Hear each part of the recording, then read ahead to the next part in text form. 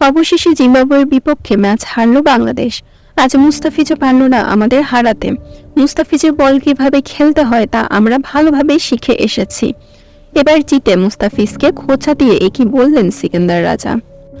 আজ প্রথম ব্যাট করতে নেমে 157 রান সংগ্রহ করে বাংলাদেশ দল। 158 রানের জবাবে ব্যাট করতে নেমে বাংলাদেশ বোলারদের পাত্তাই দেয়নি জিম্বাবুয়ে। শুরুতে একটি উইকেট হারালেও ডায়ান বেনেটের 70 রানের ঝড়োয়া ব্যাটিংয়ে হেরে যায় বাংলাদেশ। বাংলাদেশের ব্যাটসম্যানের ব্যর্থতায় হোয়াইট ওয়াশও করা হলো না জিম্বাবুয়েকে।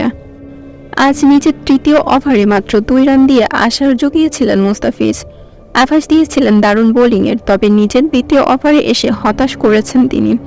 সেই ওভারে 9 রান দিয়ে 2 ওভারে মোট 9 রান দেন। এরপর নিজের তৃতীয় ওভারে মুস্তাফিজ দেন মাত্র 7 রান। তবে ম্যাচ জয়ের মতো কোনো সুযোগ তৈরি করতে পারেননি তিনি। আজ মুস্তাফিজের এমন বোলিংয়ের পর মুখ খুলেছেন সিকান্দার রাজা। ম্যাচ শেষে সংবাদ সম্মেলনে এসে রাজা বলেন, জয়টি আমাদের প্রাপ্য ছিল। এই ম্যাচে আমাদের বোলাররা বাংলাদেশের বোলারদের থেকে অনেক ভালো বল করেছে, তবে মুস্তাফিজ যথেষ্ট ভালো খেলেছে। কিন্তু ফিজকে নিয়ে যতটা ভয় ছিলাম ততটা ভালো সে করতে পারেনি।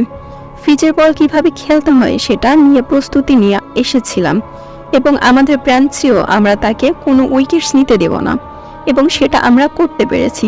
ফিজ আজ উইকেট নিতে পারেনি, ওর বল সহজে খেলতে পেরেছি এবং যার কারণে আমরা সহজে ম্যাচটি জিততে পেরেছি।